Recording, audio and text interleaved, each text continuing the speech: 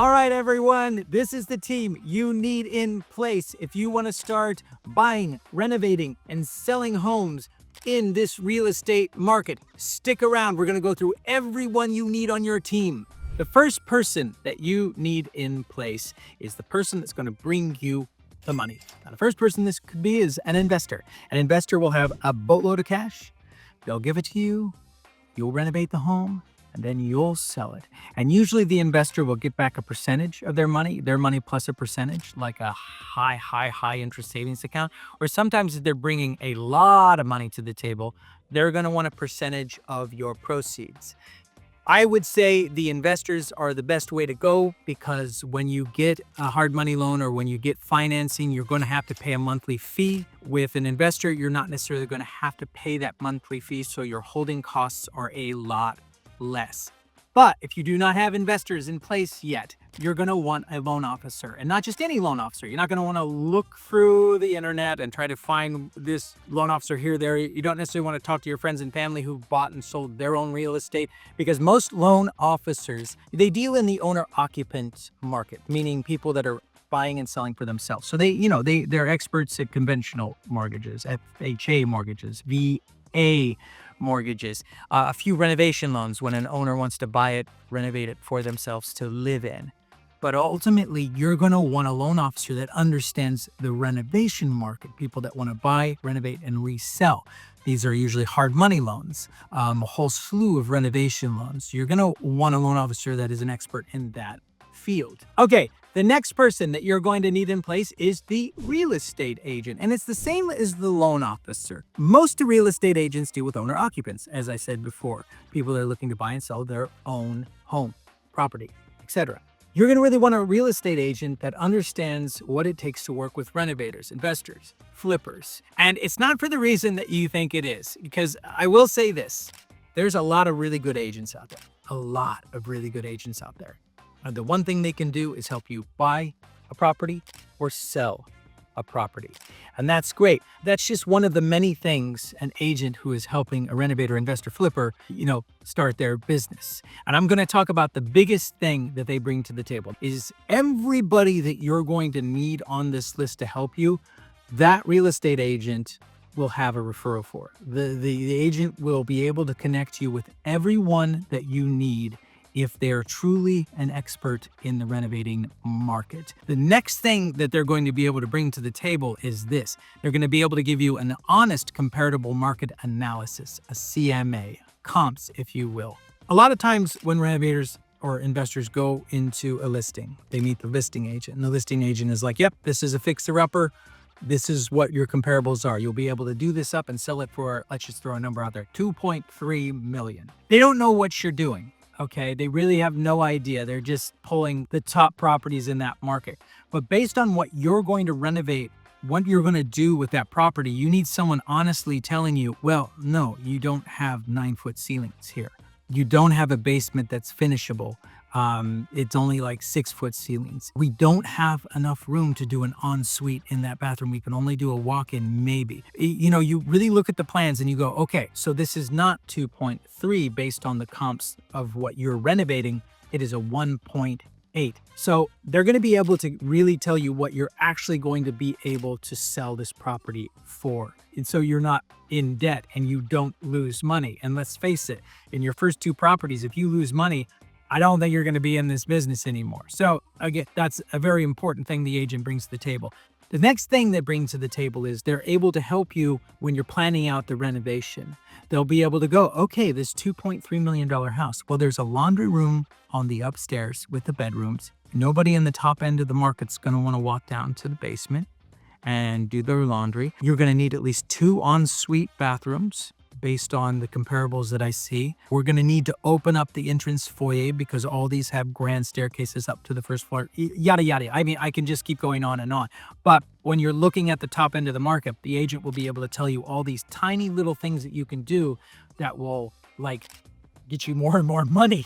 Let's be blunt here. You don't want to lose out on $50,000 just because you don't have a linen cupboard next to the bedrooms. And trust me, I've heard that happen before. All right, and this is the big thing that the mindset between an agent that works with, owner occupants and the mindset of the agent that works with renovators is this. You got to be willing and able to write hundreds of offers to get those 5 to 10 properties that you want to renovate that year, depending on the scope of what you're doing. An agent has to be willing to see a property, write an offer, see a property, write an offer, see a property, write an offer. I mean, over and over and over again.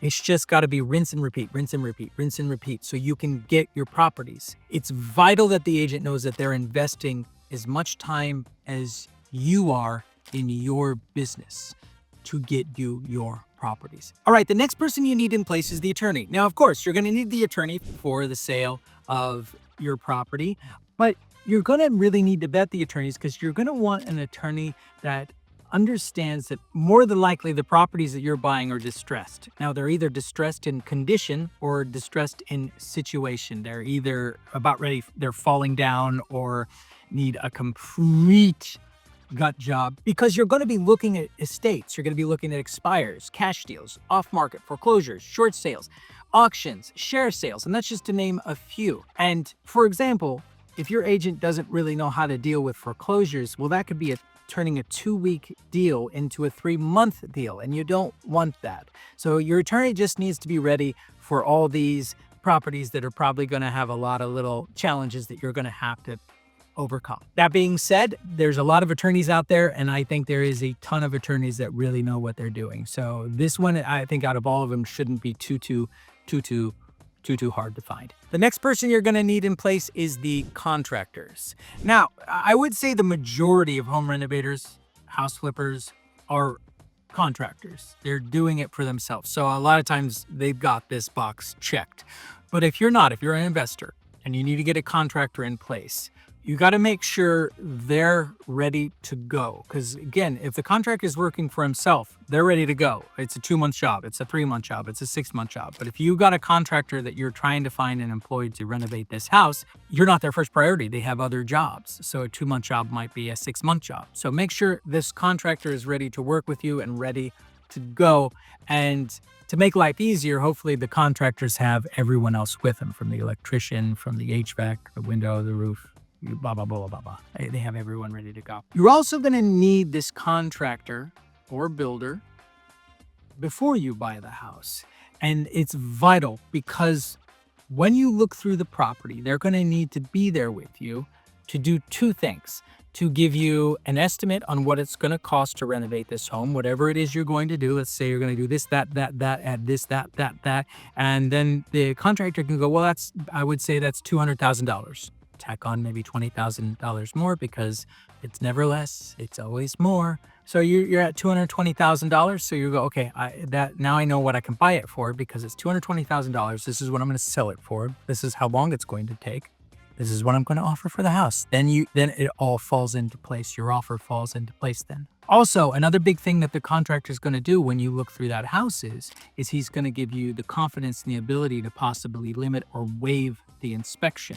Renovators, they get their offers accepted because of terms, not necessarily because of price. They get their offers accepted because they can waive inspection, waive appraisal, waive a whole slew of other things. So that contractor is going to be able to go through that and go, yep, yeah, it's just a renovation job. We can waive the inspection. we're going to be ripping all this out anyway. But he's also there to go, nope, there is a foundational crack there I'm really concerned with. I don't like this sewer line or where it's leading out to. Like, they can start spotting things that go, we're going to need to check that out and make sure that that's not going to be a problem that you cannot afford to deal with. So get that contractor in place.